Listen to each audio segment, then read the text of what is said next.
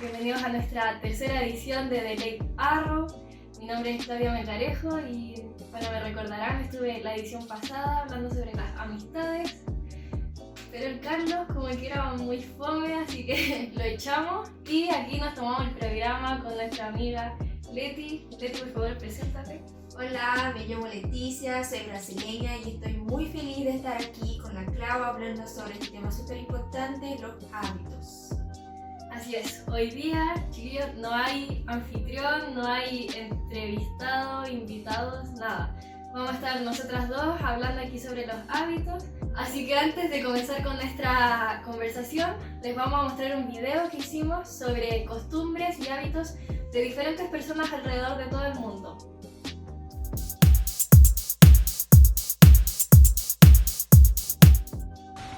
¿Cómo están, chicos? Que el Señor les bendiga. Soy Dálvaro Urrutia de Nicaragua y pues les cuento, una de las cosas que tenemos nosotros es que siempre amamos a las personas, aunque nunca nos hayamos conocido ni visto en la vida, de primo, hermano, madre, brother. Siempre tratamos de ser muy hospitalarios con ella, aunque nunca nos volvamos a cruzar en el camino. Y también somos personas muy carismáticas, bulliciosas y que siempre tratamos pues de tratar a las personas de lo mejor. También nosotros en la calle nos saludamos, ya sea chiflando, haciendo un sonido con la boca, levantando la cabeza y qué sé yo. Olá, boa noite, me chamo Tauan, tenho 29 anos, moro em Pernambuco, Brasil, nordeste do Brasil, e a nossa comida típica é o cuscuz, e a nossa mania é ir à praia todos os domingos.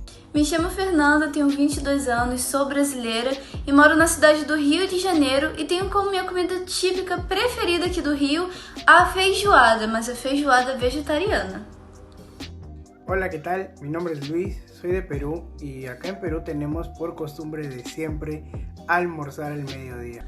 Olá, meu nome é Ricardo, eu moro em Goiânia, Brasil, e uma das coisas que eu mais gosto aqui são algumas comidas típicas como pão de queijo, pamonha. São coisas que a gente costuma consumir muito aqui nessa região. Hola, me llamo Luciana, yo soy de Argentina y una costumbre de allá es tomar mate. Hola, yo soy Sara y soy de Canadá y una costumbre que tenemos aquí es un día que se llama Thanksgiving. Es una gran cena de celebración donde damos gracias por la comida y familia y comemos pavo, verduras, pastel y siempre es el segundo lunes de octubre. Hola, soy Tessa, soy de Alemania, eso es mi amiga Fina. Hola. Y bueno, una de las costumbres típicas acá de Alemania es la cerveza. La tomamos mucho y es muy rica la cerveza. Y otra costumbre típica de Alemania son los Kuchen, los queques, todas esas cosas. Y obviamente la salchicha, que acá se llama Currywurst o Wurst en general. Y otra costumbre típica es el fútbol. Obviamente ustedes lo conocen, el Bayern o el Dortmund y todo eso. Así que salud, como acá se dice, Prost. Prost, Prost. Bonjour à tous, je m'appelle Héloïse, j'habitais en France l'année dernière. Une grande tradition en France est le 14 juillet. C'est un jour national de fête et de feux d'artifice qui célèbre la prise de la Bastille pendant la Révolution. Bien sûr, une autre tradition en France est leur cuisine. Ils sont célèbres pour la cuisine française. Par exemple, les mots marinières, les croissants, les baguettes, pain au chocolat, toutes les choses comme ça. Alors pour les Français, leur cuisine est une grande partie de leur culture. Hola a todos, cześć wszystkim. Mam na imię Maja, jestem z Polski i opowiem Wam dzisiaj o dwóch polskich zwyczajach. Pierwszy nazywa się Śmigus Dyngus. To jest jeden dzień podczas Wielkanocy, gdzie polewamy się wodą. Po prostu bawimy się różnymi wiadrami wypełnionymi wodą, pistoletami na wodę, albo nawet czasami balonami, które wrzucamy po prostu z okien. Drugi zwyczaj nazywa się Tłusty Czwartek. I to po prostu w tym dniu przez cały dzień jemy pączki. Oczywiście jeśli nie chcecie, nie musicie jeść pączków cały dzień, ale jest taką naszą tradycją, żeby zjeść co najmniej jednego pączka właśnie w ciągu tego dnia. Dzięki, gracias! Hi, I'm Josh, and here are a few things unique about the British. We spend a lot of time talking about the weather. Our cars drive on the left side of the road. We have separate hot and cold taps in our bathrooms. We perhaps take queuing too seriously. And of course, we drink a lot of tea. Hi, I'm Rebecca Waitson. I'm from the north of England and I am holding a cup of tea, but that's not what I'm going to be talking about. Where I'm from, we go on a lot of walks, and when passing people, we make this face and we awkwardly say hi. So yeah, that's what we do. Y estamos de vuelta. Leti, ¿qué te pareció el video? Muy bacán, de verdad que es súper bueno ver cómo somos diferentes, cómo en cada país tenemos una costumbre diferente, ¿cierto? Sí. Así que, bueno chiquillos, ya vamos a empezar con nuestra conversación, pero los quiero invitar a que puedan hablar en nuestro chat en directo, estamos en vivo, así que los leemos. Y bueno, empecemos. Leti, explícale a la gente que nos está viendo un poquito qué son los hábitos. Bueno, para poder empezar la discusión sobre hábitos es importante tener claro el concepto de qué es un hábito. En palabras bonitas, hábito es básicamente la conducta llevada a cabo en regularidad. O sea, una cosa que hacemos por mucho tiempo, repetidas veces. Hay cosas que hacemos desde chicos que ni nos damos cuenta que estamos haciendo, como por ejemplo cepillarse los dientes. Espero que para todos sea algo natural, un hábito que ya esté ahí implantado en el subconsciente. Son cosas que hacemos sin esfuerzo racional, sin tener algún esfuerzo consciente. Y por tanto, como son cosas aprendidas, no son cosas que nacemos con ellas. Aprendemos eso y por tanto pueden ser desaprendidas también. Correcto. Aristóteles dijo que somos lo que hacemos repetidamente. Por lo tanto, la excelencia no es un acto, sino un hábito. Y bueno, se preguntarán por qué, como personas, por qué tenemos hábitos, por qué los formamos. Y es básicamente porque nuestra estructura cognitiva está preparada para convertir casi cualquier rutina en un hábito, de modo que así nuestro cerebro pueda estar en piloto automático, se podría decir, y así tenemos que hacer menos esfuerzo en cada actividad. Un hábito está formado por tres cosas: la señal, que es el estímulo interno, externo, que nos llama a formar cierto hábito. Eso puede ser una emoción, una hora del día en especial, una persona, una situación, etc. Y también tenemos la rutina, que es la acción que ejercemos, que puede ser emocional o física, que esta pasa a ser el hábito. Y por último, la recompensa. La recompensa es el estado emocional o físico en el que nos encontramos después de realizar cierta acción. Y esta recompensa nos trae satisfacción, nos hace sentir satisfechos. Un ejemplo puede ser, no sé, comer algo dulce después del almuerzo, que yo sé que muchos tienen ese hábito, que ese se puede relacionar con la señal a una hora del día. ¿Cierto? Después de almuerzo nos dan ganas de comer algo dulce y ya lo hemos hecho tantas veces que aunque no almorcemos o almorcemos temprano o más tarde, a cierta hora, no sé, tal vez 2, 3 de la tarde, nos dan ganas de comer algo dulce, ¿cierto? Sí. Y eso también puede ser un hábito. Esa es principalmente la formación de un hábito, y los hábitos también los podemos dividir en dos grandes categorías que serían buenos y malos. Que los malos finalmente pasan a ser vicios. Y hicimos una encuesta por ahí sobre cuáles eran los hábitos malos que tenían los jóvenes hoy en día y que les gustaría cambiar. Y entre ellos, los que más se repetían era comerse las uñas, dependencia del celular, no tomar desayuno y no hacer ejercicio. Esos eran como los que más se repetían. Y sí. Leti, ¿tú has tenido alguno de estos mal hábitos que quieres cambiar? Yo creo que todos tenemos un mal hábito en común: el celular. Yo creo que en este momento todos tenemos este mal hábito en común, la dependencia del celular todos los días. Sí, eso sí sigo luchando, no puedo mentir. Sí, es difícil. A veces se vuelve costumbre, uno se despierta y lo primero que hace ahí a revisar el celular, que habló. Sí, de verdad. Y bueno, los hábitos se pueden dividir en esas dos grandes categorías, pero dentro hay otras más específicas que, Leti, ¿puedes comentarlo? Sí, dentro de estas dos grandes categorías hay otras 5 categorías más, que son como especificando los tipos de hábitos. La primera categoría que tenemos son los hábitos físicos. ¿Qué es eso? Son cosas que hacemos que involucran nuestro cuerpo y nuestra salud, como por ejemplo el hábito de hacer ejercicios, cepillarse los dientes, ese tipo de cosas. El segundo tipo de hábitos son los hábitos mentales. Como el propio nombre ya dice, son cosas que afectan directamente a nuestra mente, como por ejemplo el hábito de hacer meditación. Estos dos tipos de hábitos, los físicos y los mentales, ahora en el tiempo de cuarentena se hicieron súper comunes entre la gente. Es solo ver el índice de gente que empezó a hacer ejercicio, a meditar, buscar ahí psicólogos para hablar, mantener la sanidad mental. Ahí está la prueba. El otro tipo de hábito que tenemos son los hábitos sociales, que son las cosas que hacemos que involucran interacción con los demás. Como por ejemplo, visitar a la abuela todos los domingos para almorzar juntos, o entonces salir todo el martes con los amigos, por ejemplo. El cuarto tipo de hábito que tenemos es el hábito afectivo, que son hábitos que influyen en nuestro afecto y expresión de los sentimientos, como por ejemplo decir te amo, te quiero a las otras personas.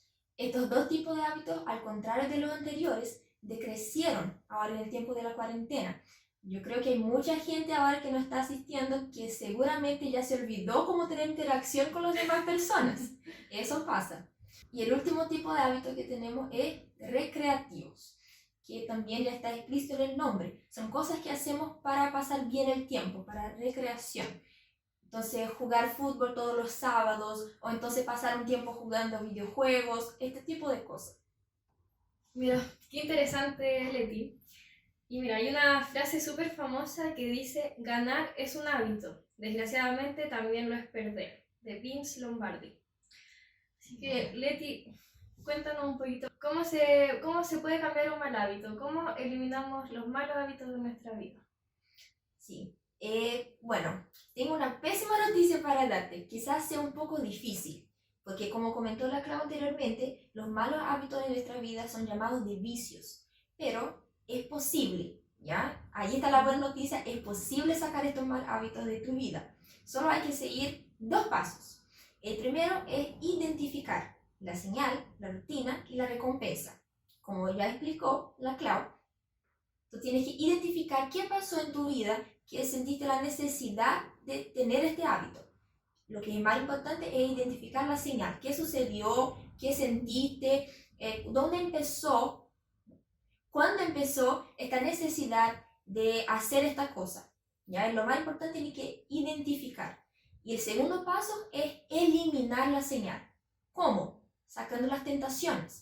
Por ejemplo, como comentó la Clau anteriormente sobre los hábitos que tienen los jóvenes o los malos hábitos que tienen los jóvenes, uno de ellos fue la dependencia del celular. Imaginamos que usted tiene el mal hábito de la última cosa que hace en tu casa antes de dormir es ver el celular. Y la primera cosa que hace al despertar es también ver el celular. Lo que tiene que hacer es identificar. ¿Cuándo empecé a hacer eso? ¿Por qué empecé a hacer eso? Y la segunda cosa que tiene que hacer es eliminar las tentaciones. ¿De qué sirve tener este mal hábito y dejar ahí el celular al lado de la cama y la mesa? Es una tentación y muy probable que caiga en esa tentación. Entonces, ponga el celular allá lejos, en la mesa, en un balcón, y tú tienes que levantarte de la cama para ver el celular. Seguramente que va a estar tan frío que no vas a levantar de tu cama para tomar el celular. Y una cosa muy importante que tengo que comentarte. No podemos sacar de manera radical los malos hábitos de nuestra vida. ¿Ya? Porque estamos sacando este mal hábito y va a quedar ahí un vacío. En nuestro tiempo del día, en las 24 horas, va a quedar ahí un tiempo vacío. Lo que tiene que hacer es sacarlo y reemplazar por un buen hábito. Como por ejemplo leer un libro antes de dormir, o estar con la familia, ver una película juntos, comer, jugar, cualquier otra cosa. cosa, pero reemplazar por un buen hábito. Eso es muy importante. Y mira, me llamó harto la atención eso de que no podemos eliminar un mal hábito y dejar ese vacío ahí simplemente. Y me doy cuenta de que siempre que sacamos un mal hábito de nuestra vida, es como que automáticamente formamos uno bueno. O sea, por ejemplo, este último tiempo he estado yo trabajando en el hábito de levantarme temprano. Entonces antes mi mal hábito era levantarme tarde y yo dije ya no voy a cortar ese hábito y me empecé a levantar temprano. Y al mismo tiempo que saqué el hábito malo, formé un hábito bueno. Entonces sí, me llamó harto la atención eso. Qué bacán. Qué bueno, Clau, que empezaste entonces reemplazando el mal hábito por un buen hábito. ¿Ya? ¿Y cómo podemos hacer eso igual? Cuéntanos un poco, ¿cómo yo puedo sacar este mal hábito y puedo empezar un buen hábito? ¿Cómo puedo empezar eso? Bueno, ahí tenemos varios pasos igual. El primero, y que es súper importante diría yo, es fe, tener fe. No podemos esperar y pretender cambiar un mal hábito si antes de intentarlo siquiera ya estamos con la mentalidad de que no vamos a poder, de que me va a costar. O sea, si somos personas de fe, hablemos fe. Entonces, si yo quiero cambiar un mal hábito, me lo voy a proponer y lo voy a empezar creyendo de que voy a poder terminarlo. Eso es súper importante. Mira, y en Marcos 9:23, Leti dice: ¿cómo que sí puedo?, preguntó Jesús. Todo es posible si uno cree. Entonces, yo creo que el primer paso, antes de empezar a intentar siquiera cambiar un hábito, es creer que sí lo vamos a poder hacer. Sí. Otro paso también es derrotar la postergación. Yo creo que a todos nos cuesta empezar a cambiar algo a lo que ya estamos acostumbrados, pero es muy importante y primordial que nos movamos. O sea, no podemos estar esperando a que las cosas lleguen a nosotros. Nosotros tenemos que movernos. No sé si a ti te ha pasado, Leti, pero yo, por ejemplo, cuando estoy acostada, me dan ganas de seguir acostada y no hacer nada. En cambio, cuando ya me levanto de una vez, ahí me muevo un poco y me da energía para ya seguir moviéndome y seguir haciendo cosas en el resto del día.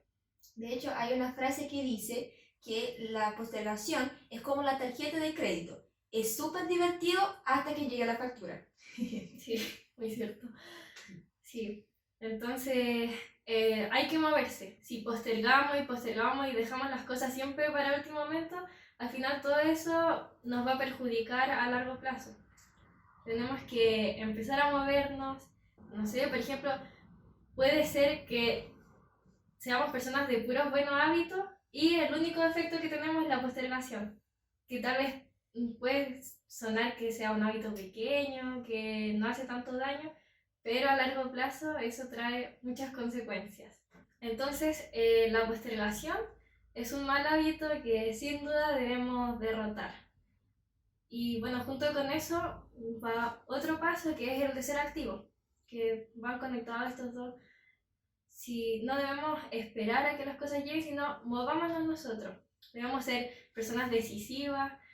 Escuché por ahí en una frase que decía que lo mejor que podemos hacer es tomar una buena decisión.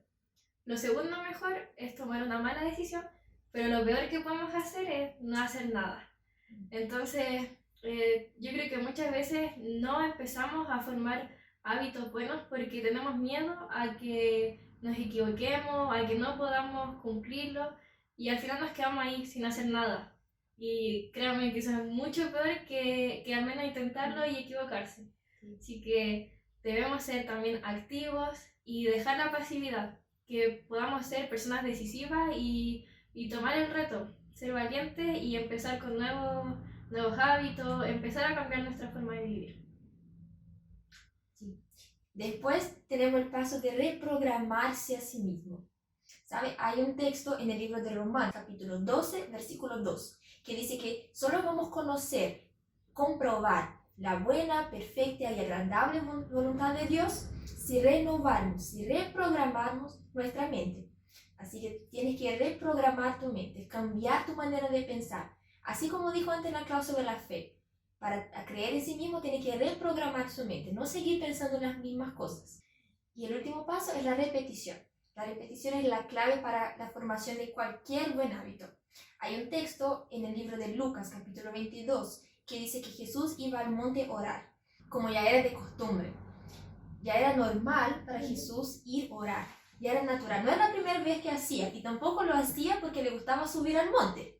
No, yo imagino que el camino, el proceso de ir al monte y hablar con su padre, ya ni se daba cuenta porque ya era algo natural para él hacer este tipo de cosas. Porque lo hacía repetidas veces. Y con eso te invitamos a que puedas sumar el proceso de formación de buenos hábitos, que puedas sacar todos los malos hábitos que tienes, los vicios, y así empezar el proceso de formación de buenos hábitos, hacer buenas cosas y así también enseñar a otras personas con lo que aprendiste aquí en este lecto. Así es, Leti, hemos llegado al final de esta conversación. Esperamos que les haya gustado este tema y que puedan ponerlo en práctica. Los invitamos a que sean pacientes también con ustedes mismos.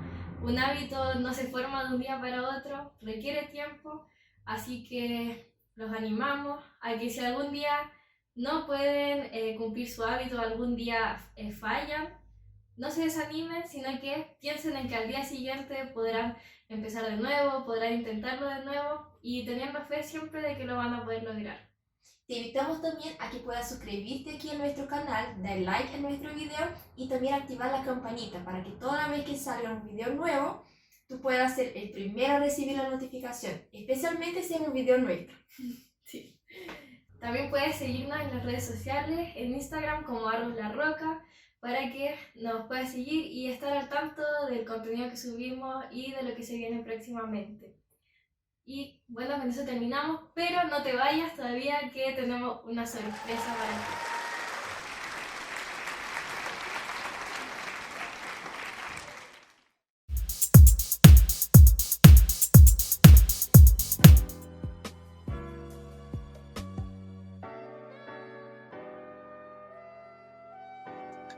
La posición de la Iglesia frente a estos movimientos es la misma posición que la Iglesia ha tenido frente a los movimientos pasados y a los movimientos que sin duda van a haber en el futuro.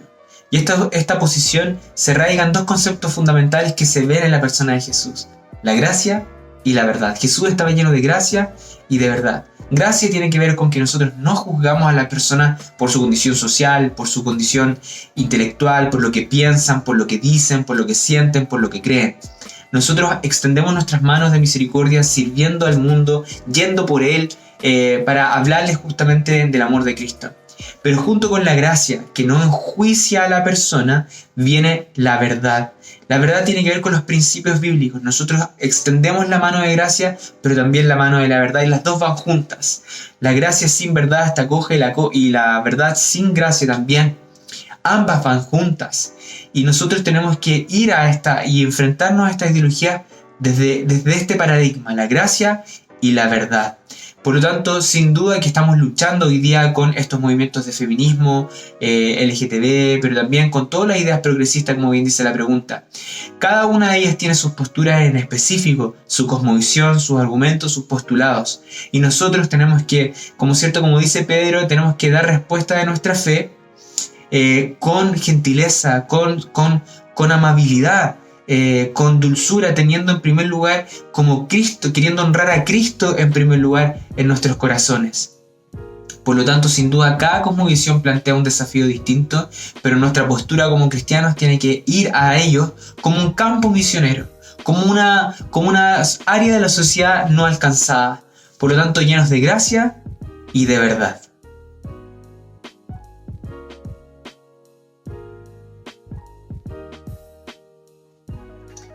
La verdad es que esta pregunta surge de un malentendido, en el cual muchas veces la gente cree que en el Antiguo Testamento hay un Dios que está lleno de maldad, lleno de ira, lleno de enojo, y en el Nuevo Testamento hay un Dios que está lleno de amor, que es lleno de gracia. Y la verdad es que en una lectura seria, progresiva, entendiendo el contexto en el cual fueron escritos cada uno de los libros, vemos que tanto el Antiguo Testamento como el Nuevo Testamento dan a conocer los atributos de Dios, por ejemplo, la gracia y el amor, y también el juicio.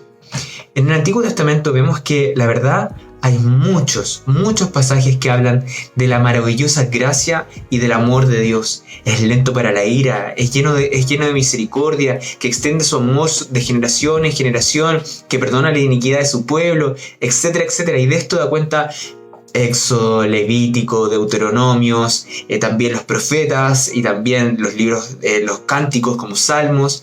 La verdad es que el Antiguo Testamento está lleno de versículos que hablan del amor de Dios.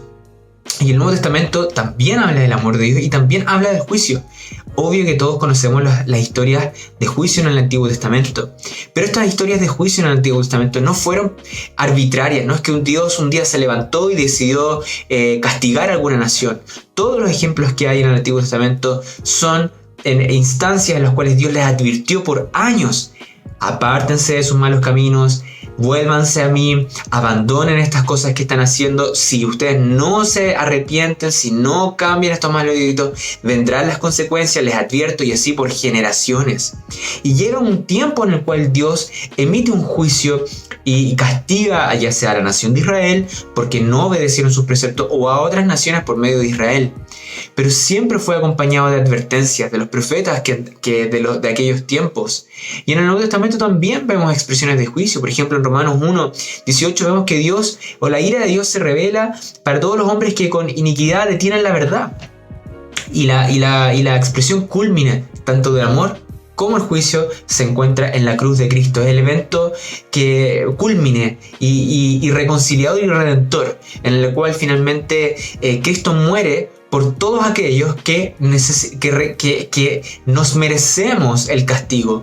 Porque el pecado, dice la Biblia y enseña claramente que todo pecado merece la muerte. Por lo tanto hay un castigo por el pecado que no puede violarse, es una ley espiritual que Dios ha instaurado. Pero en la cruz de Cristo se reúne el amor y la gracia y la ira de Dios, que es agotada por este sacrificio perfecto, para que todos aquellos que crean en Él no se pierdan, sino que tengan vida eterna.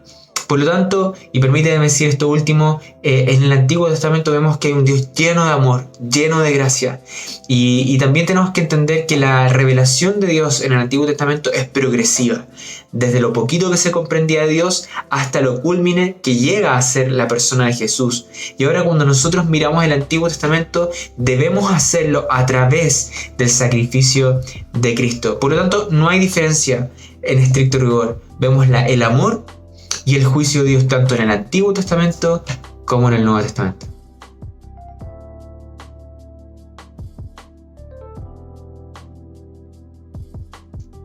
La respuesta a esa pregunta se responde de igual manera a cualquiera de los otros milagros que se registran en la Biblia.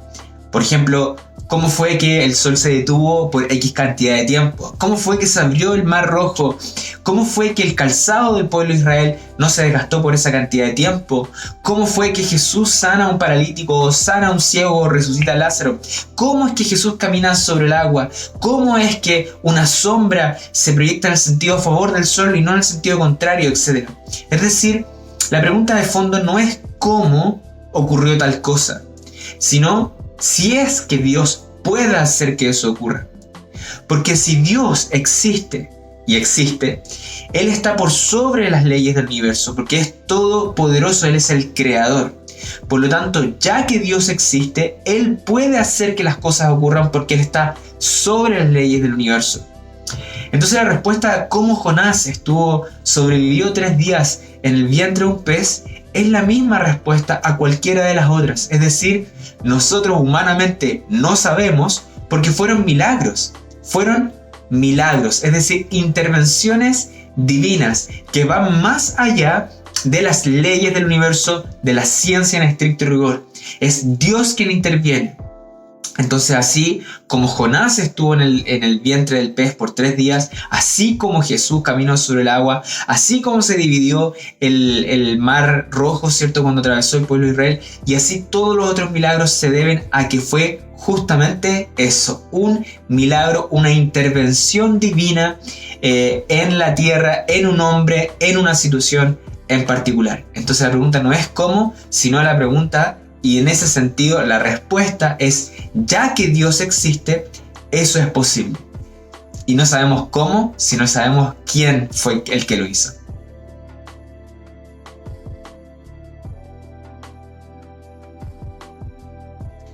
ante esta pregunta nosotros tenemos que preguntarnos: ¿qué es algo secular y qué es algo cristiano?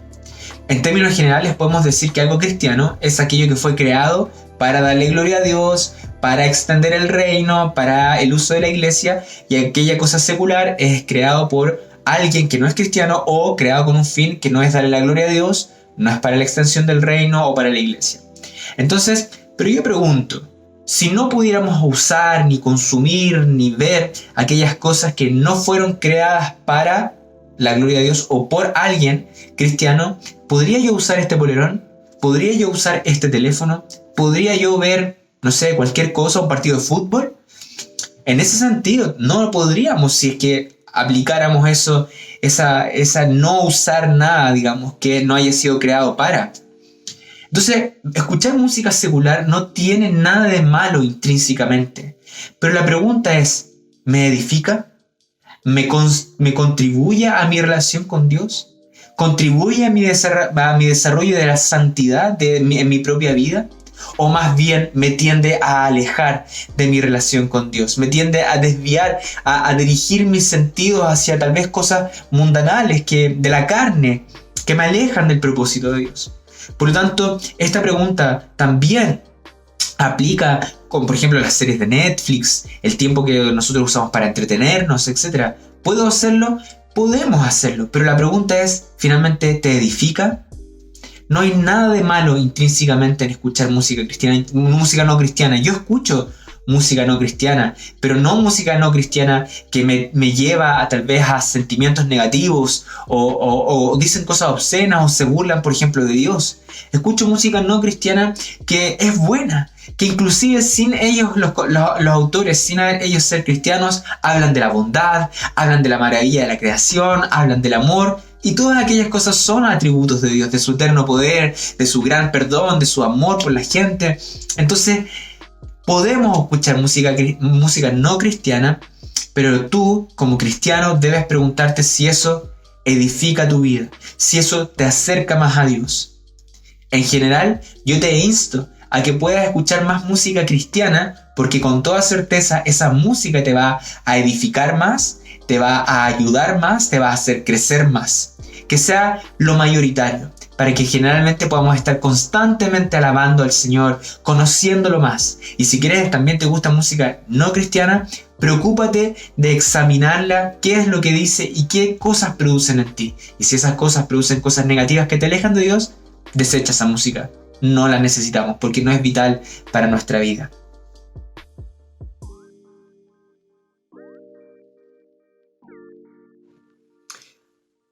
Nos debemos preguntar qué es lo que la Biblia dice al respecto. Bueno, el Levítico capítulo 19, versículo 28, habla literalmente que el pueblo de Israel no debía tatuarse. Ahora nosotros nos debemos preguntar, ¿podemos aplicar ese versículo de manera directa a los creyentes del Nuevo Testamento? Bueno, la respuesta corta es no. Es no, porque es parte de la ley mosaica y la ley del Antiguo Testamento está obsoleta. El autor de Hebreos habla claramente que esa ley ya está desapareciendo, decía ya en ese momento, está obsoleta. Y Pablo también en Romanos capítulo 7, versículo 6 dice que hemos sido liberados de la ley y que ella ya no aplica para nosotros. Por lo tanto, no es un versículo que nosotros podamos aplicar de manera directa a nuestras vidas. Pero la verdad es que el Nuevo Testamento sí habla, por ejemplo, de las decoraciones externas y cómo el cristiano debe conducirse en ese sentido. Bueno, lo primero que debemos recordar es que 1 de Corintios capítulo 10 versículo 31 dice que todo lo que hagan, háganlo para la gloria de Dios. Entonces, ante un tatuaje nos tenemos que preguntar, ¿este tatuaje glorifica a Dios? ¿Nace de mi relación personal con Cristo? ¿Glorifica a Dios? ¿Es algo que me va a contribuir a la misión de proclamar el Evangelio a toda lengua, a toda nación, a toda criatura? Porque si bien el tatuaje podría abrirte puertas en un grupo de personas en específico, que tal vez usan los tatuajes, no es problema, te podría cerrar las puertas en otras, donde los tatuajes son mal vistos o gente no está de acuerdo con ello. Entonces, es algo que finalmente va a dar, te va a ser útil dentro del reino de Dios, que le va a dar la gloria a Dios en todo lugar, en todo momento, en toda tu edad. Porque tal vez hoy día puede ser útil, pero el día de mañana tal vez no. De hecho, los tatuajes se arrugan, pierden color, después parecen manchas. Entonces, preocúpate también de eso, de que todo lo que tú hagas sea para la gloria de Dios. Y lo segundo que tenemos que ver es que la Biblia, como dije, habla de lo estético. Y quiero leer 1 de Pedro capítulo 3 versículo 4. Dice: que su belleza sea más bien la incorruptible, la que procede de lo íntimo del corazón y consiste en un espíritu suave y apacible. Esta sí que tiene mucho valor delante de Dios. Si bien esto está escrito para las mujeres, es un principio que aplica para hombres y mujeres. Que básicamente Pedro nos está diciendo: oye, antes de decorarse y de maquillarse así excesivamente, preocúpate que tu corazón esté marcado por un estilo de vida humilde, apacible, que realmente hable de una belleza interna, porque esa es la que tiene valor delante de Dios. Entonces, hacerse un tatuaje, marcarse la piel, no tiene algo intrínsecamente pecaminoso. Intrínsecamente no es pecado, pero nos tenemos que hacer otras preguntas. Como les dije, primero que todo, ¿es esto algo que glorifica a Dios? Y en segundo lugar, antes de marcarnos la piel, mejor que nuestra vida esté marcada por el sello del Espíritu Santo y por las buenas obras. Como Jesús dijo en Mateo capítulo 5, versículo 16, que sus buenas obras realmente sean las que brillen delante de todos los hombres, para que todos realmente alaben a Dios. Entonces, no es intrínsecamente malo, pero pregúntate si dan gloria a Dios, si sirven para la extensión del reino, y finalmente que si tu corazón está en primer lugar marcado de buenas obras de internas, que esas son las que sí tienen valor delante de Dios.